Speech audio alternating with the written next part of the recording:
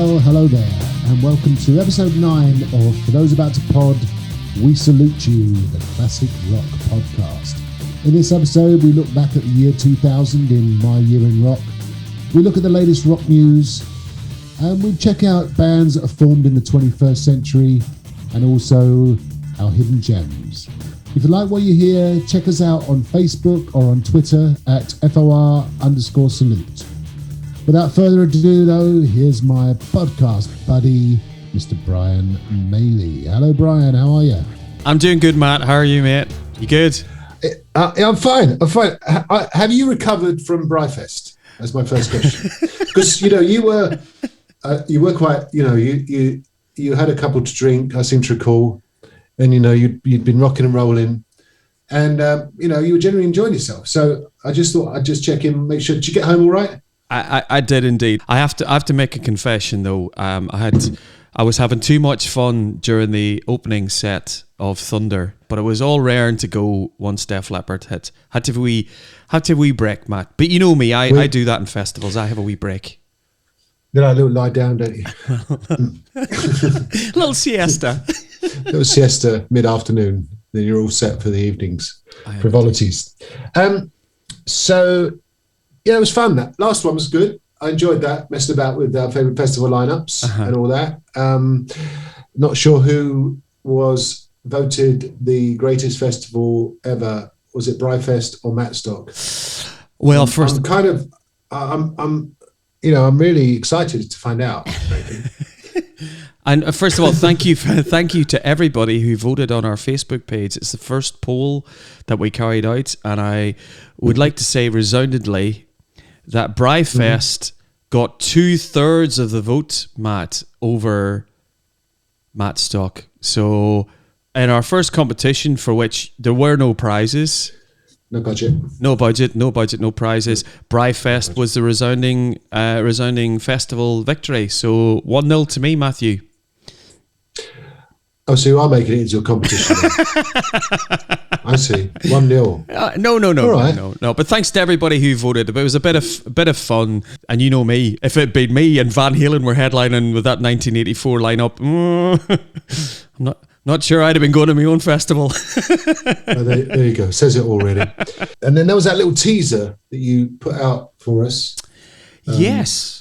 Yeah. It was the... remind me what that was all about? Yeah, my hidden gem album, or artist that we talked about on episode 8 was John Waite. And John Waite's album was called Rover's Return. The question that I posed to our listeners, how many listeners have we got, Matt? 10. 10 listeners. No, we got a few. To be fair, we got a few more now.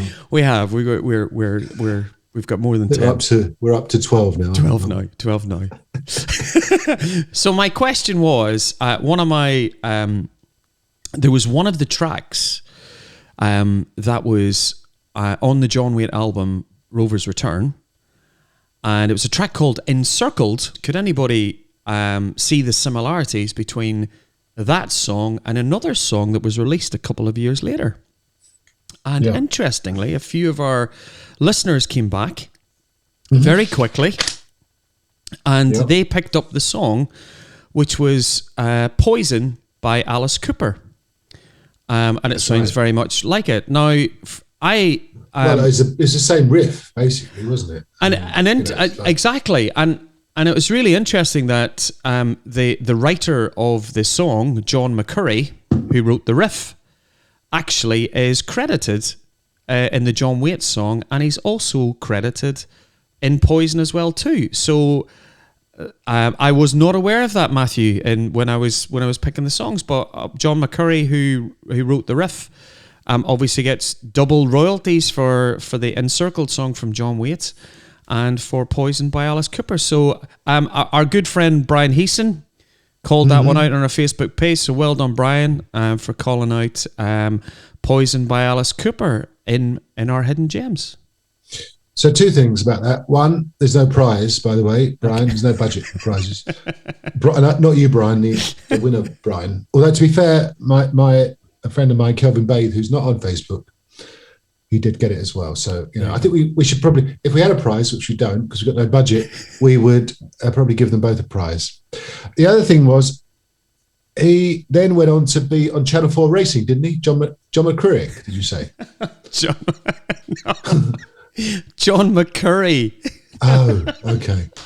For a minute there, I had visions of John McCurry playing guitar in John Wake's band, which would have been an interesting sight, of course. Okay, no, fair enough. That's good. Well, look, I'm glad we tidied that one up. The loose ends and news in episodes. Exactly, loose ends and news. Well, talking of news, has anything caught your eye recently, Brian? A couple of things. Not on the new music front, but things for people to watch out for. It's probably one of the greatest albums, heavy rock albums of all time, heavy metal. Heaven and Hell by Black Sabbath is getting the remastered extended version. It's coming out. To me, it's probably one of Ronnie James Dio's 3 great albums. And the one that's really exciting me is Coverdale Page. So the Coverdale Page album with David Coverdale and Jimmy Page. David Coverdale has been saying in the press that he's working on some new material to add into an extended version of the Coverdale Page album, which would be really exciting. And I have to say, Coverdale Page is probably one of those albums where they left us asking for more. A few shows in Japan, Jimmy goes back to Robert and they pick up where they left off. So I'm really excited about that. So that's the 2 things that have come out in the news. What about you, mate? Anything coming out in the land of rock? Well, a couple of things, but just before we move on, so that Coverdale Page thing, yes, is that them making new music, or is that kind of old things, outtakes, songs that didn't make the final cut, that sort of thing? Different versions? I think it's probably a bit of both. I would, knowing what Jimmy Page is like, I think Jimmy Page would want to be putting out material which has been worked on. I'm hoping it'll be demo material that the guys are going to turn into just additional tracks to just expand the album, which is great. Yeah. No, I'm really. No, it sounds good. Sounds good. Looking forward to that. It's funny about Jimmy Page when you think about it, because he obviously Led Zeppelin finished in 1980. He did he was with the Firm, as we discussed once or twice, mid-80s. That finished. Did Page and Plant in the mid-90s. That finished. Did that thing with the Black Crowes we talked about last time with the Greek in 2000. But in the he did the 2007 gig with Led Zeppelin at the O2 in London. But for a talent like Jimmy Page, to be fair, I mean, that's relatively infrequent appearances, let's say, in the last 40 odd years. It's always been a strange sort of thing for me to kind of consider and to ponder, because I know he's always liked the idea of a Led Zeppelin reunion, which Robert Plant's always shunned. But you think, okay, fine, let's move on and do something else. And he's had a little dabble here and there, but nothing that's really sustained him long term. It's just one of those things, isn't it? Really. And he's had his pick of vocalists as well too to work with. Oh, absolutely. It's always interesting when you pick up a copy of Classic Rock magazine, and there are other magazines out there that you can buy. But usually, if you see Jimmy as a special guest at a gig, etc., you'll see him with. I remember seeing a lovely picture with him and Chris Cornell, and there was chat about working with Chris. Obviously, when the Led Zeppelin thing didn't happen, Miles Kennedy rehearsed with the band. Steven Tyler even was in it. So Jimmy has his pick of singers. It's absolutely. just his muse is Robert. It's that. It's just one of those things, and it's always interesting when you do read. It seems to come around every year, and I remember when the pandemic at the back end of the year, that Jimmy was interviewed and he was saying, I'm really looking forward to getting out and playing, and I've got so much material prepared and I could do an album. And then it all just sort of peters out and we don't hear anything from him. And he's such a talent. I know. Such a talent. It's a shame. Yeah. But there you go. I mean, at least we got his canon of work, of course, to look back on. So news-wise, a couple of things from me. And you know I like a new band and a new song and all that sort of stuff. So a couple of things have caught my ear recently. First one, I'm going to draw people's attention to a guy called Jacob Bryant. And he's got a song out at the moment, which I absolutely love. And I do go a little bit overboard about songs that I like, as you know. But I don't play them continually, like I might have suggested last time. But anyway, a song called Pour Whiskey on My Grave by, as I say, Jacob Bryant. It's in that kind of southern rock groove. Well worth checking out, really. And quite a nice sentiment, actually. I quite like the idea of someone coming and pouring whiskey on my grave at some point in the very distant future, of course. And yeah, check it out. It's a really cool song, got a nice vibe and a nice feel to it. And put that on if you don't mind, Brian. I will please do. Put that on the old Spotify playlist if it's available. I will do. The other one, which I'm quite interested in, this relatively new band, and you, Brian, one of your favourite guitarists I know is Steve Lukather. I love Steve. Total, as you call him. Total. That's my Brian impersonation from Total. And so anyway, Steve Lukather's son is in a band called Levara. Okay, yeah. And they have got an album coming out this year, a self-titled album, ST, as you will see in the music press, self-titled album. They've had a couple of songs off recently. Most recent song is a song called Automatic. Now, I would urge people to check that out. It's a really, really cool song. Only a 3-piece. Yeah. Steve Lukather's son is called Trev. Yep. And I quite like that, Trev, because we got a friend called Trev, of course, Big Trev, that we love, who's in France, hopefully listening to us at some point. I thought it was quite cool. And that's all I can really tell you about them, but I'm quite excited about the album, which comes out in May the 14th, to be precise. Do you know much about them? I mean, you're a big Steve Lukather fan. Uh-huh. Do you know much about his son, Trev? Not at all. I do know Steve Lukather is very, very supportive of his son. I think he's very proud of his son's material and the way in which he plays, but he doesn't push him to the fore. He's there on his own merits as a good player. Yeah. So check out Levara Automatic. Anyway, Excellent. That was the news. So last time, Brian, in time-honoured fashion, i.e. every time we've done a podcast, we set each other a year.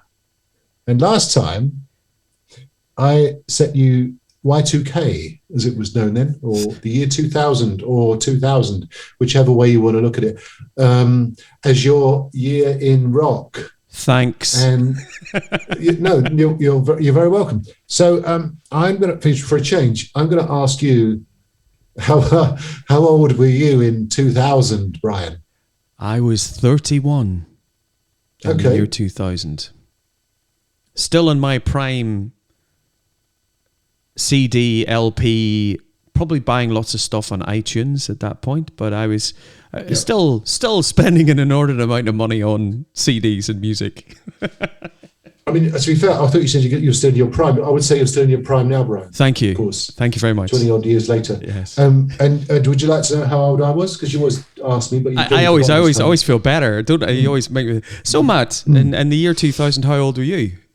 I was obviously, because I'm 4 years older than you. I was. I turned 35 in the year 2000 in April 23rd, as you know, and therefore I was 35 for the majority of that year. Excellent, good. As is often the case, I was, because as I've said many times, my birthday is April 23rd, St George's Day. Anyway, so tell us about your memories of the year 2000, please, Brian. I will do. The year 2000. Interesting when I was looking at it in terms of the albums that I bought and what happened. What happened that year? The year 2000, and these will be things that you'll remember. Napster versus Metallica in the year 2000, which I can remember that really, Lars and the Metallica guys took a real kicking from the Napster free streaming services, etc. in the year 2000. I actually thought it was later than that, but that was one of the key things in the year 2000. An interesting year in music, Matt.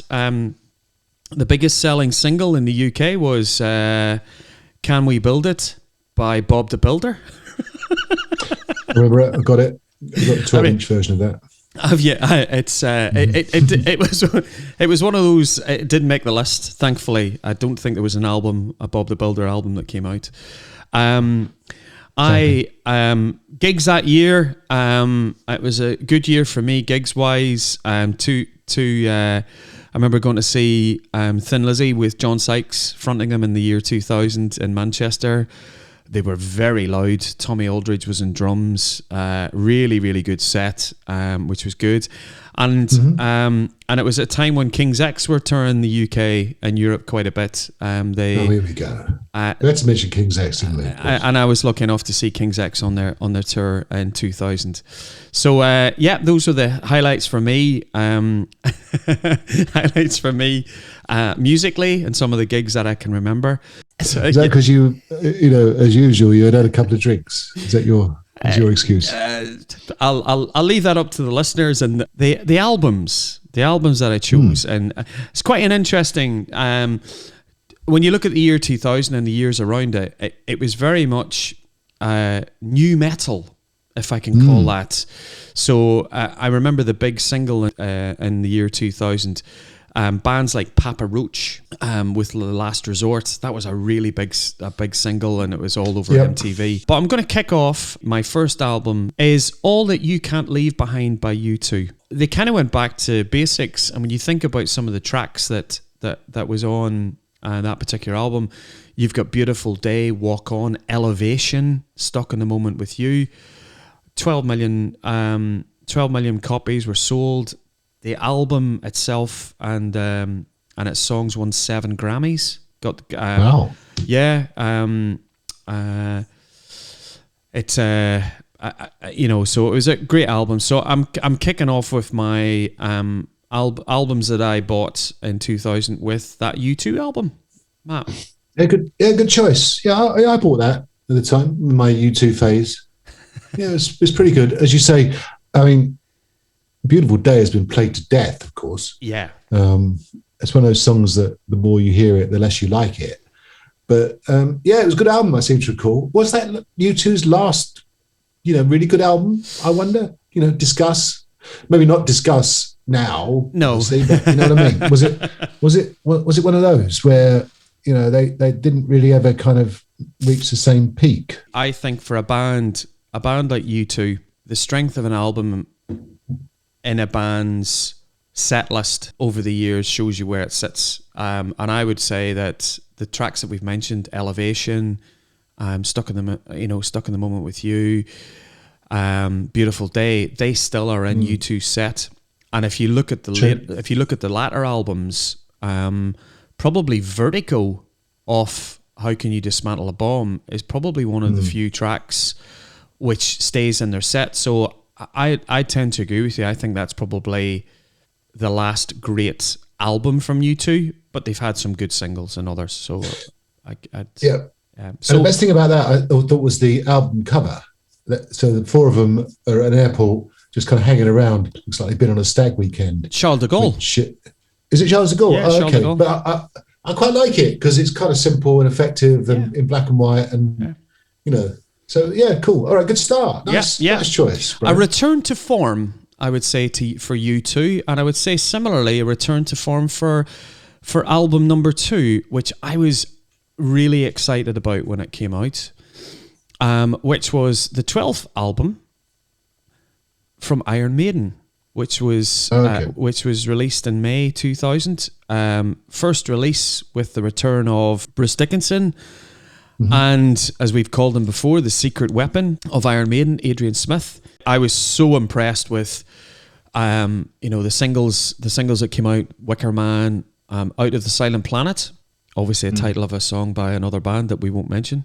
No, we won't mention because we've already mentioned them already. But for the thousandth time. But actually, for an album that came out, the strength of the writing, I thought it was really, really interesting that Steve Harris only had one track that he wrote himself on it, which was Blood Brothers. I would just recommend to anybody who we've talked about Iron Maiden in the past, up to the Peace of Mind, Number of the Beast, Power Slave, that period of Live After Death.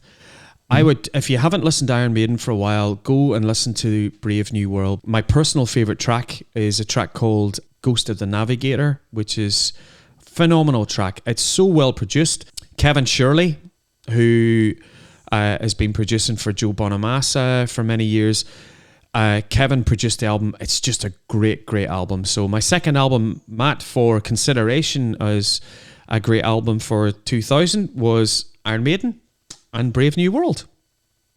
Well, I've considered it and I like it, so it's in. Yay! Good choice. Good choice. Thank you. As always. Thank you. No problem. So that was when, as you say, Adrian Smith and Bruce Dickinson was returned, of course, and they kept. I tell you what I liked. In fact, they kept Yannick Gers in the band. Yeah, as you say, they dispensed with Blaze Bayley, and I think it was a kind of amicable departure from what I remember 21 years ago. But they went from a 5-piece to a 6-piece. Yeah, and having three guitarists. Okay, it's not the first time the band's had 3 guitar players, but to have 3 lead guitar players is quite rare. But good choice. Yeah, no, it was and seeing Iron Maiden live with the 3 guitar players, it doesn't sound messy or whatever. Everybody knows the parts. Everybody plays their guitar solos. It just sounds a really, really meaty sound with the 3 guitar players. Yeah. Yep. Good choice. So album 3, third solo album from Sir David Coverdale. I had to pick Into the Light as my third choice. Whitesnake were no more. They had they pretty much David had disbanded Whitesnake, and I think he had an opportunity to record a solo album. A couple of singles off it that were released. Love Is Blind, which is a nice nice ballad. Slave's a great track. It's just the quality of the songwriting, pretty much all written by David Coverdale, but Earl Slick, who we mentioned in last time's show, who was working with John Waite.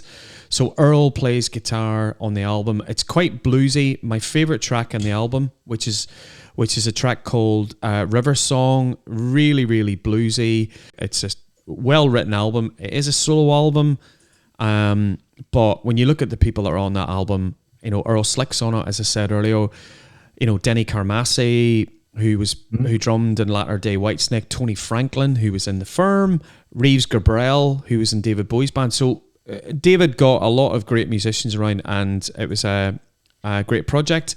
Didn't really sell a massive amount, but critically well received, and I think it got David's creative juices going again. Then obviously rekindled the Whitesnake brand, and away he went for the next 20 years. So that was my third album. Matt, was an album that you listened to at all, or? No, if I'm honest, I remember when it came out, and the thing that struck me was that Coverdale had cut his hair. That's pretty much all I can tell you about that. I think it was, which he did quite dramatically, which will always seem to be a thing, didn't it, with when rock stars cut their hair.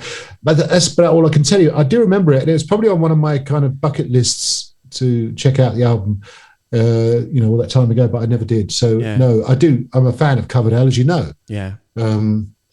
But no, I didn't get that album, I'm afraid. I did go and see them, however. I think we touched on this on that 2003 comeback tour. Yes. Whitesnake and Gary Moore and YNT. But more of that another day, maybe. Absolutely. I would agree. David Coverdale. David Coverdale. Right. Yeah, good. I assume a good choice. I can't comment really. Well, what I'll do is I'll put a couple of tracks in the Spotify list, and you can listen to it as well. Sure. Thank you. So the final. I've only picked 4 albums. This time. And the next album, this one was a little bit of a surprise for me. And I mentioned at the beginning of the 2000s, we had a lot of new metal bands like Disturbed, Korn. But one of the bands that really surprised me was Linkin Park. So Linkin Park, they released their debut album called Hybrid Theory, which was, and it was late in the year in 2000. It was released in October. When you think of the tracks that are on that, One Step Closer, In the End, Crawling, absolutely killer album. And for a band that was kind of brought together, as a project type band, that album is sold. Gosh, it's sold almost 27 million copies, and Wow. It is actually the best-selling rock album of the 21st century.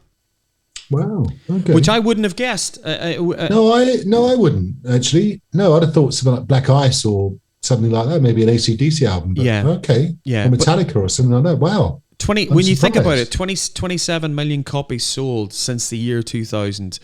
And at the Grammys, they got best hard rock performance for Crawling.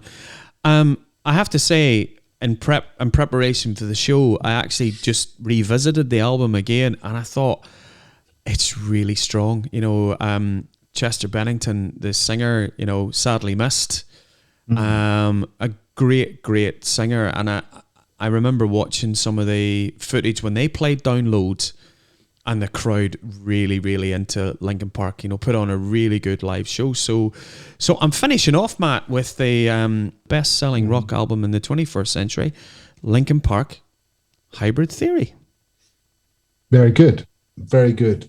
Indeed, good choice. I'm quite interested to hear that you do preparation for this podcast, by the way.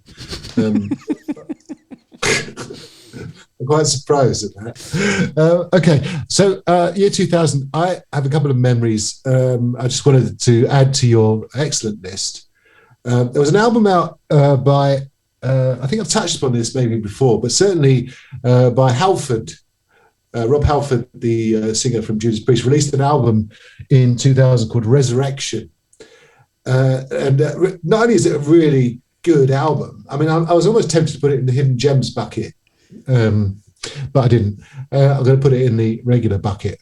So, Resurrection by Rob Halford. Interesting story around the album, in that essentially it was a kind of a come and get me to the rest of Priest, because he, I know this because I recently read his autobiography, as previously discussed. But Halford kind of inadvertently kind of sacked himself from Priest.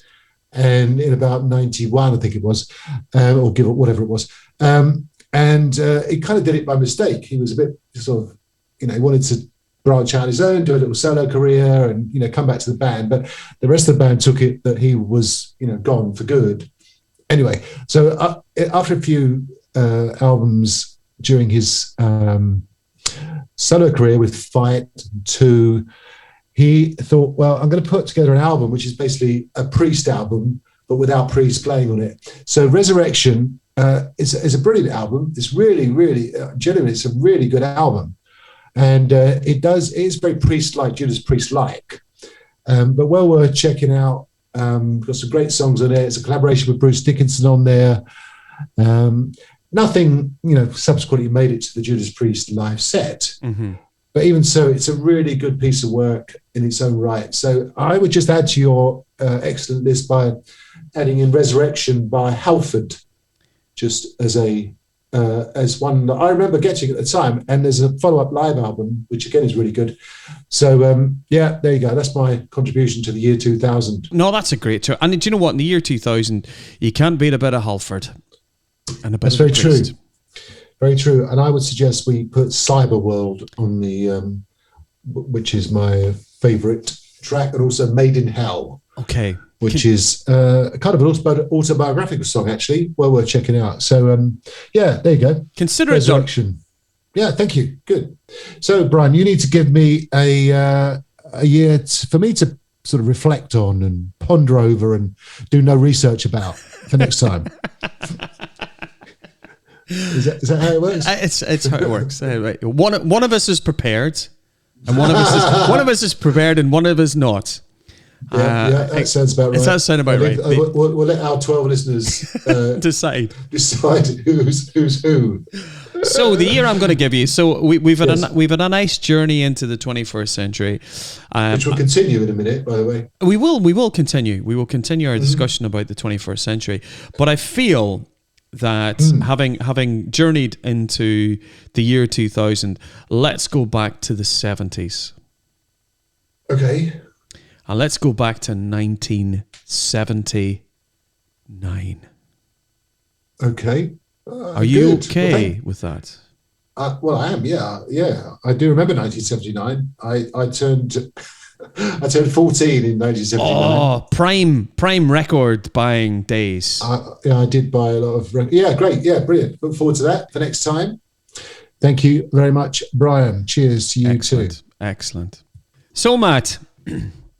Yes. Next.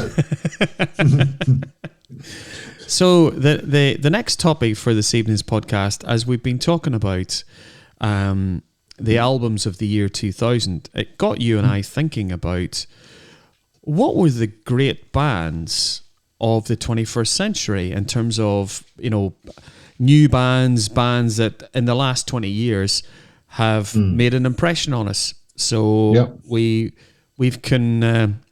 compiled our respective lists, and I thought a good opportunity for us to kind of go through which bands and artists we think have been good in the last 20 years. So 21st century bands. Yeah. Do you want to kick off?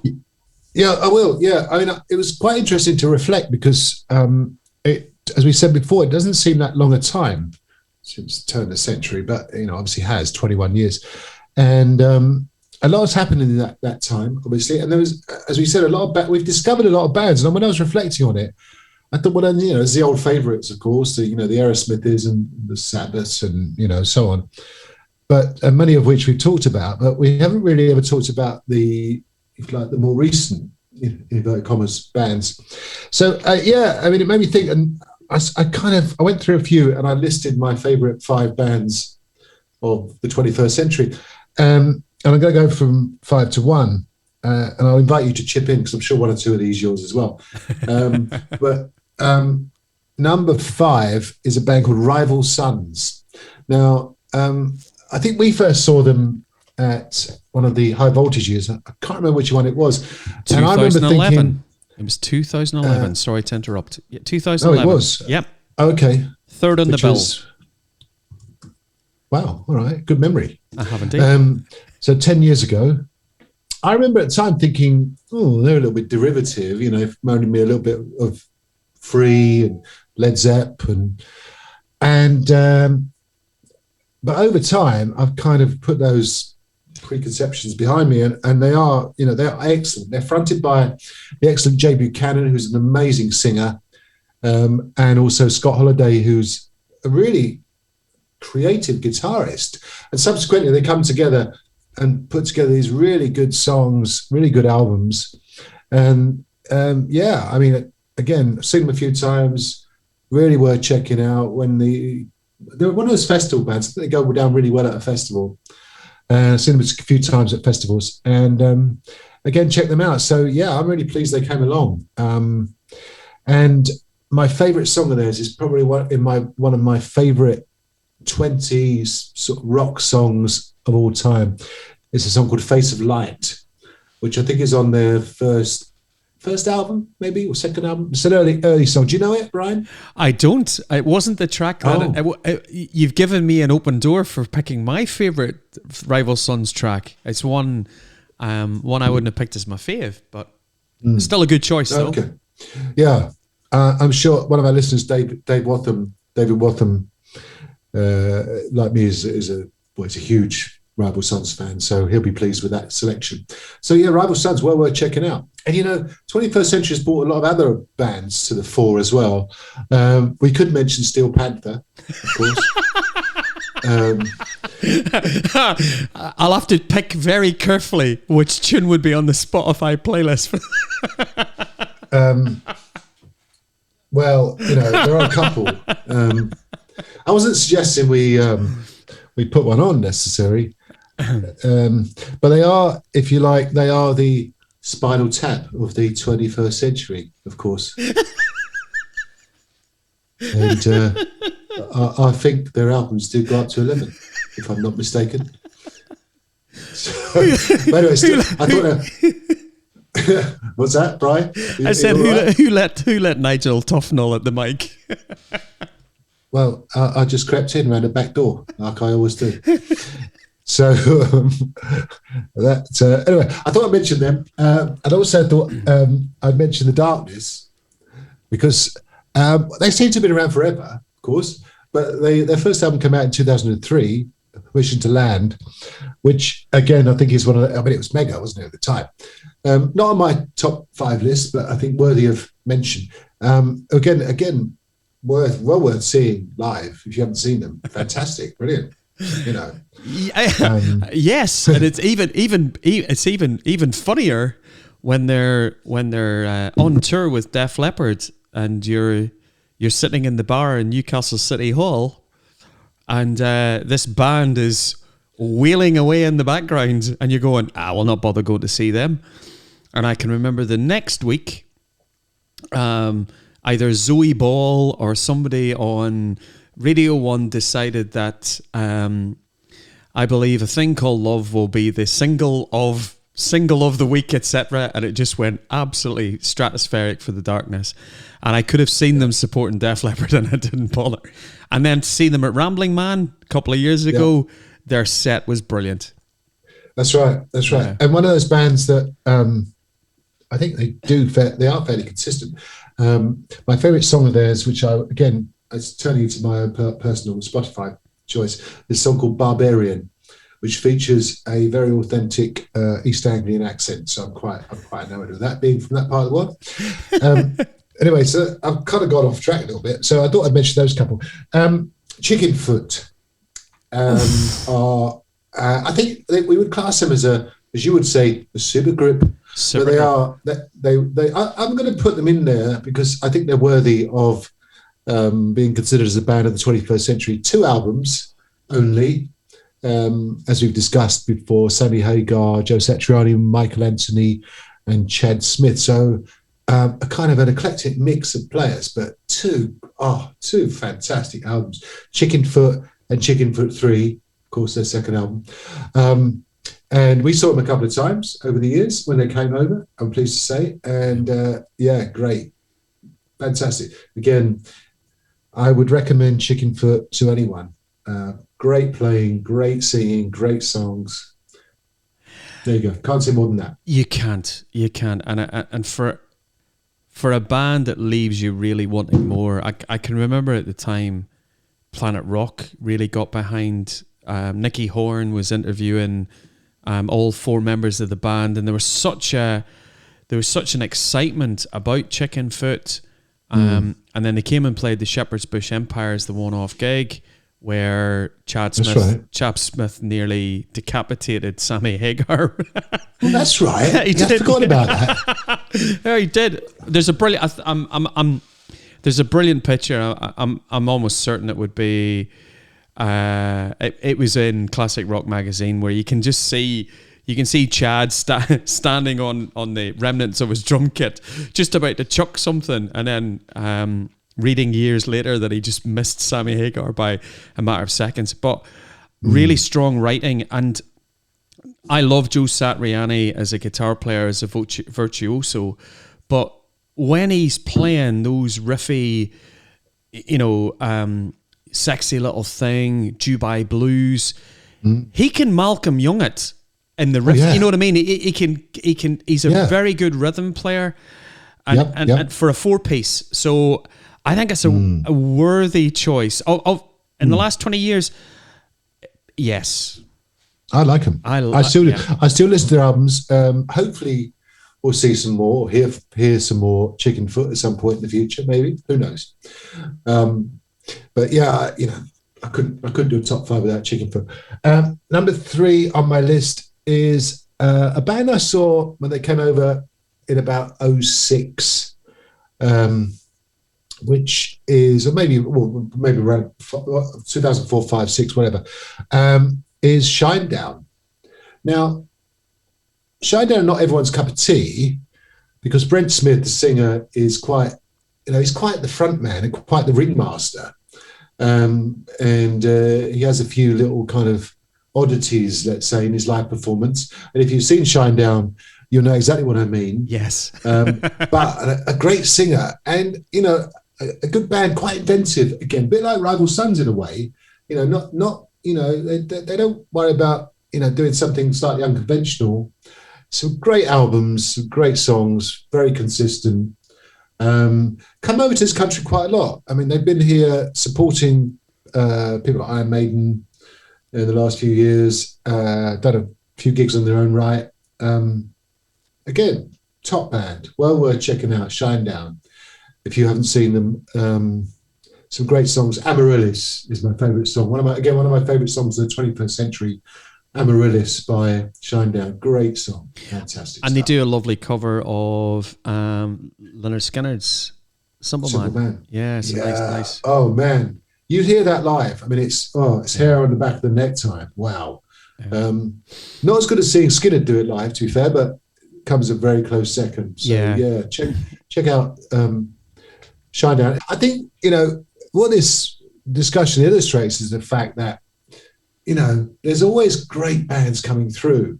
We haven't touched upon the UK bands like so far, necessarily like, Stone Broken and Inglorious, and bands like that, Black Star Riders, of course. I'm sure they're on your list. Could be. Maybe not British in the truest sense. Anyway, moving on. There was a kind of a choice of 2 for my number 1 spot, and I had to make a choice. So I've gone with the Temperance Movement for number 2. And again, another band that maybe no more. We don't really know. Their single that really got them into the mainstream of sorts was Only Friend, which has become an anthem, I suppose, of theirs. They don't put it in as an encore. It's one of their early songs in the set, but great song all the same. And a good band, so I would check out the Temperance Movement if you haven't. Really good band. I love the debut album. I the deb. I just think Phil Campbell's voice is just. He just has that, and you don't. Everybody's got their own voice, but he had that really natural Frankie Miller, Scottish whiskey. I'm not going to say Alex Harvey type. You know what I mean? He had that natural, early Rod Stewart faces, nice grit in the voice, but I love, to me, my favorite. I remember I actually bought the EP when it came out, and it had the track "Be Lucky" on it, and "Be Lucky's" probably my favorite track of Temperance Movement. And I had and going to see them live, I had expectations of going to watch the Faces or the Choir Boys and it being really raucous.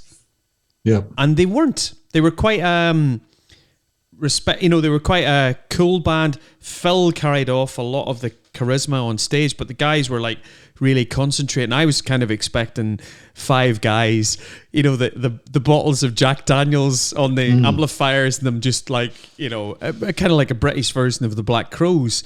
And they're a lot more subtle and well played, their music. So no, a good band. Yeah. Really good band. Yeah. And one of those bands that we, first time we saw them was in the back room of a pub, literally in King's Cross, I think it was.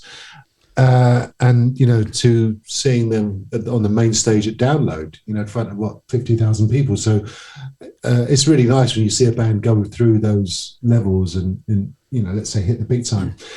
And in a similar vein, although not a British band, an American band, I couldn't not mention Alter Bridge. You touched upon them earlier, but I would have to say Alter Bridge are probably my favourite band of the 21st century. I first heard them in 2004, a kind of teaser song from their first album, which still is a fantastic album, One Day Remains. And again, they just go from strength to strength. Essentially the core of what was Creed, the band that we've touched upon a couple of times, but with an amazing singer, Miles Kennedy. I mean, probably, up there, one of the voices, the rock voices of the 21st century.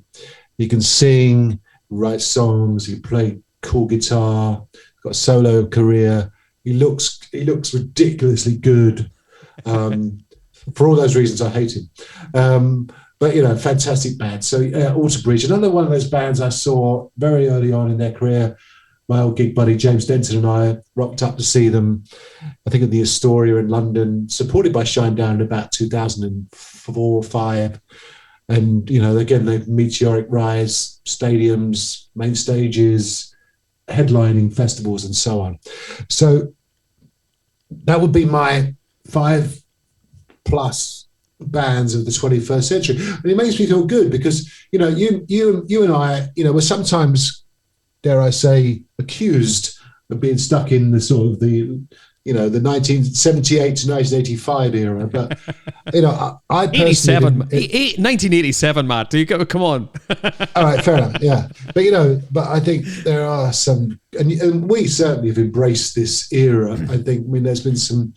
we've been to tons of gigs, and a lot of these bands we've seen live lots and lots of times. Really supported them on their careers. So, and we haven't mentioned Airborne, great band. We haven't mentioned the Broken Whip Rebels. There's so many, and loads and loads of upcoming bands as well, which is always great.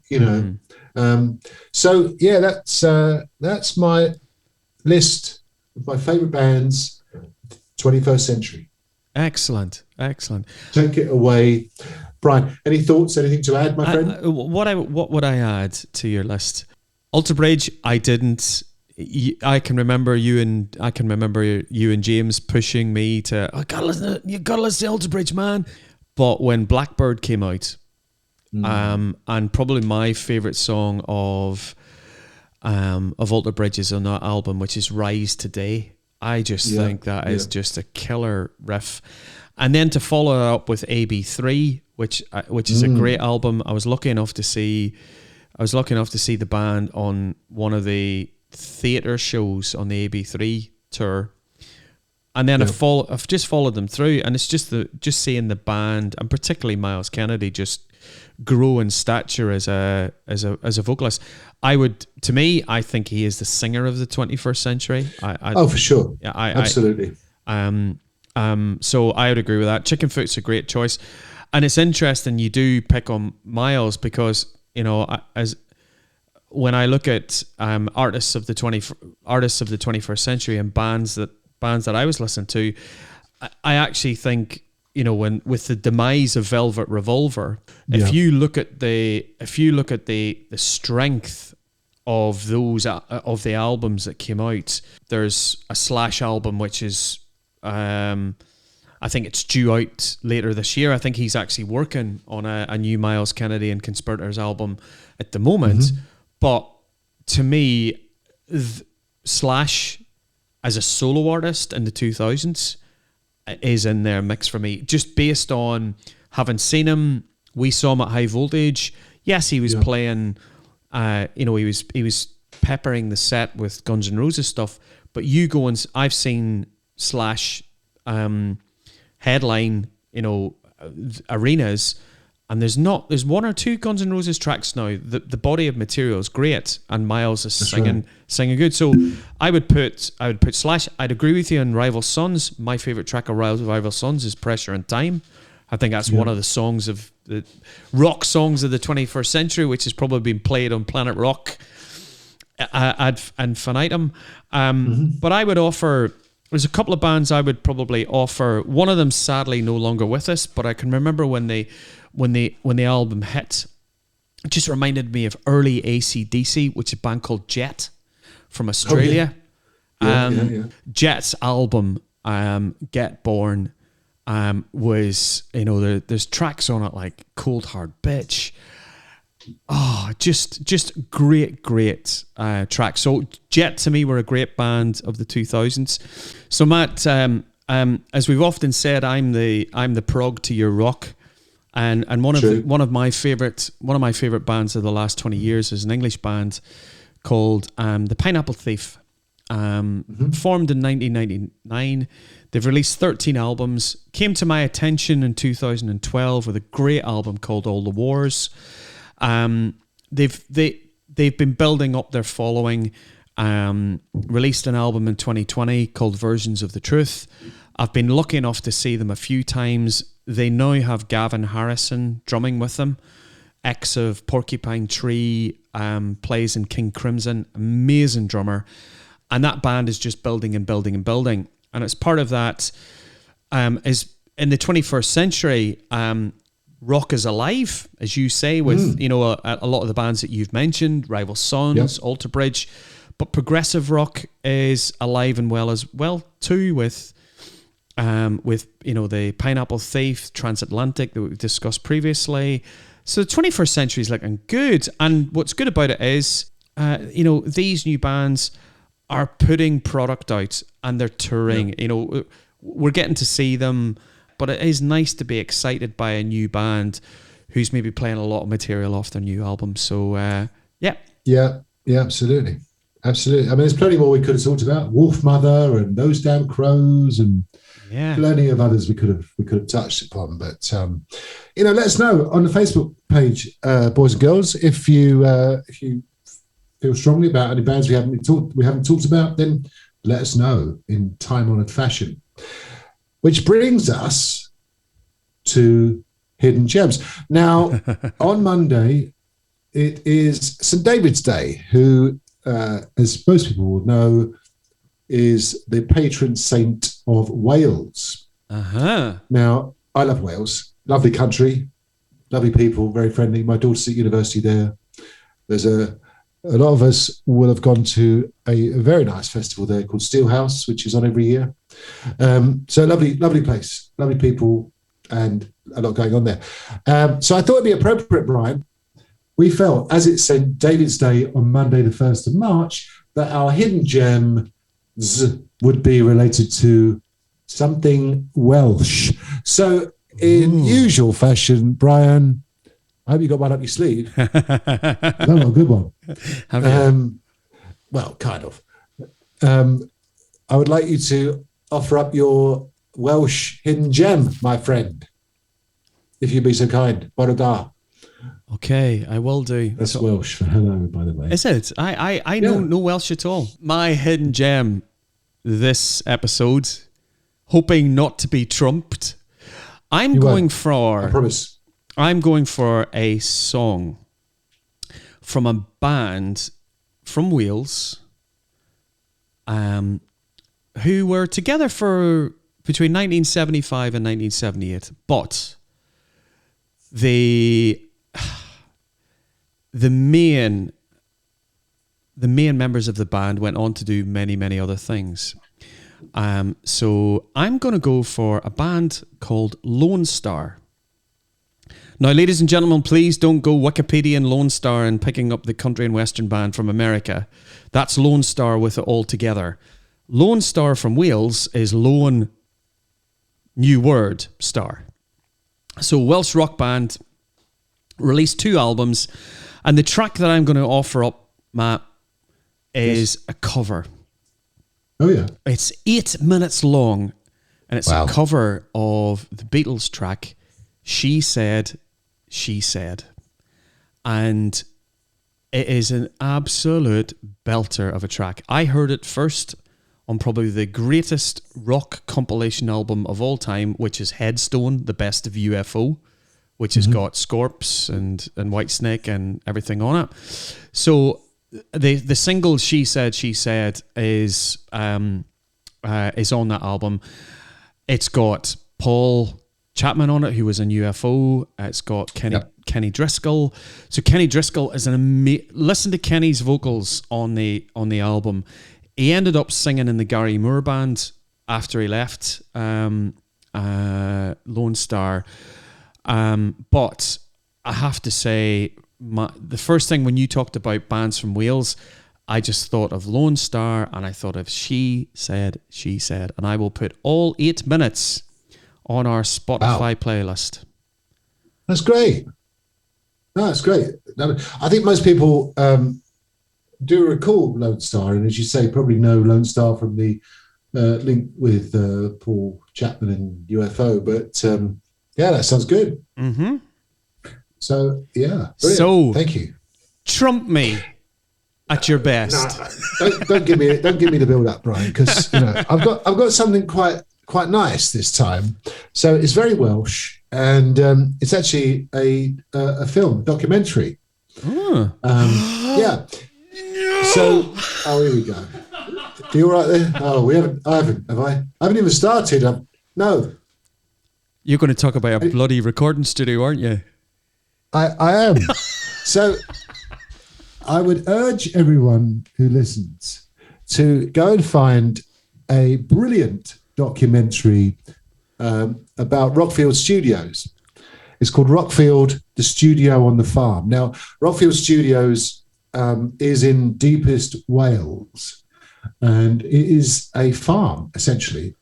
And in the 60s, it was turned into a recording studio, and by the two brothers, the brilliantly named Kingsley and Charles brothers. And they, as I say, they turned part of the farm, it's still a working farm, into a recording studio.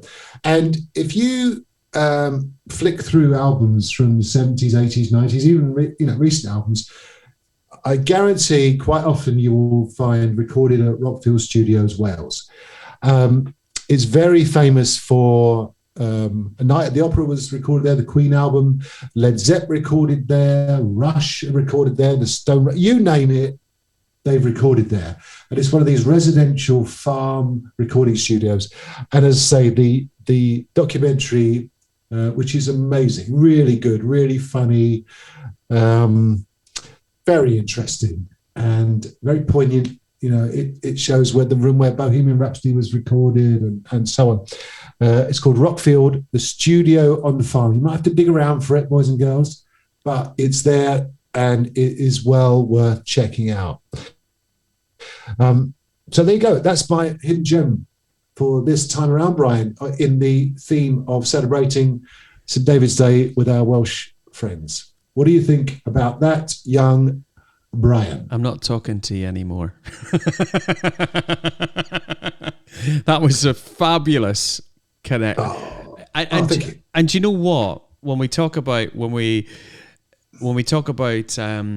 great albums that were recorded there by Led Zeppelin and Oasis in the 90s, it's really interesting that when we talked about my year in rock and being the year 2000, one of the biggest selling albums that was recorded and released in 2000 at Rockfield was Parachutes by Coldplay. Yep, absolutely. Yeah, and I can't recommend it more highly than you have already. It's a brilliant documentary. And it's one of those places that you just want to go and just get that feeling of Bohemian Rhapsody was recorded here, Led Zeppelin was recorded here, and actually, to be fair, I'm not sure Led Zeppelin recorded there. Robert Plant certainly recorded there. Really? Just hold my hands up to that one. Sabbath recorded there. Priest, Lone Star, you mentioned earlier. Yeah. You name it. Mike Oldfield, Hawkwind, Motorhead, believe it or not. I mean, the list is even Rush. Rush were there. Rush, you name it. Julian Lennon, amazing list. And I think you can visit it. Okay. It's in Monmouthshire. I think it's in Monmouthshire. in South Wales, and you can, I believe, yes, it is Monmouthshire. You can visit it, I think. And I think it's got a nice little town. So one of my ambitions, and I know our friend Matt Graydon, it's also one of his ambitions, and I think we might go together. You're very welcome to join us, Brian. Thank you. If you're not too busy. And our 12 listeners. We invite our 12 listeners as well. They can all come. We should all get together. We can have a convention. Let's have a for those about to pod, we salute you convention at Rockfield Studios. We could do our live show there. I think you get a bit carried away now, Brian, frankly. We can invite Vivian Campbell as our special guest. Do you know what? We haven't mentioned Vivian. I'm glad you mentioned Vivian. We haven't mentioned Vivian this time round, have we? I was trying to get it. That was me to get. That was my way of getting him into the conversation. We can't have an episode without. Well done. Sir Vivian. We always need to mention the great Sir Vivian. Which actually, funny enough, leads us on nicely to just thanking everyone for listening. Basically, I mean, it'd be nice to see everyone in person, but I feel that might be difficult because we have got listeners. And again, thank you everyone who listens, takes the time to listen to us, and we really appreciate it. Please get in touch. We're on Facebook, as we said, and just, if you want to drop us a line, feel free. We have got listeners in India, we've got new listeners in Australia, which is fantastic. I mean, we're almost on every continent, Brian, which is brilliant. So thank you everyone for listening. I mean, we genuinely, we've said it before, we have a lot of fun doing this, and we really appreciate people, wherever you are in the world, taking the time to listen to us rambling on for an hour about what we love, really, I suppose. Yeah, absolutely. No, it's great. It's a lot of fun. Yeah. Brilliant that people take the time to listen to the show and give us feedback, and just keep hitting us up with your topics. It's always nice to hear when people will talk about, we haven't forgotten that we'll do an episode on progressive rock. And I remember, I thought we had forgotten.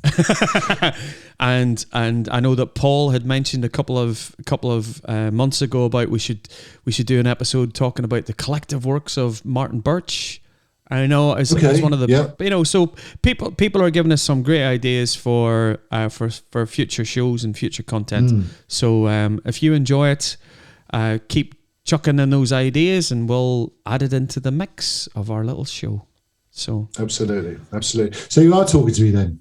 I am. After all that, I suppose, to be fair, we wouldn't be able to do any podcasts if you weren't talking to me. So I'm glad we healed that rift. That's quite quick, wasn't it? Did we actually break up? Did we break up on show? We broke up live. Did we? No, we broke up. We got back together on show. I think it might be a first, actually. A partnership breaks up and then gets back together again almost instantaneously. Exactly. So there you go. Exactly. So we'll not be expecting then. Matt's for those about to pod, we salute you, and then Brian's version of it'll be like Saxon and Oliver Dawson Saxon.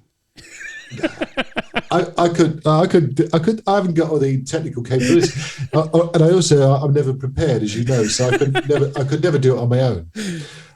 I'll get my lawyers we'll have to get our lawyers together to see who owns the brand. I think they're still debating whether you can mention Thin Lizzy again, Brian, to be fair. I'm still to hear from them. But, brilliant. Right, anyway, on that note, I think it's time to draw available things, and we will get together again in a couple of weeks. And thanks again, everyone, for listening. It's been a pleasure. Thanks, Brian. Always a pleasure to catch up, my friend. Thanks, mate. Enjoyed it. A lot of fun. See you guys. Rock on. Bye. For Those About to Pod, We Salute You is a Mealy Rogers media production. Thanks for listening. Please subscribe. We'll see you next time.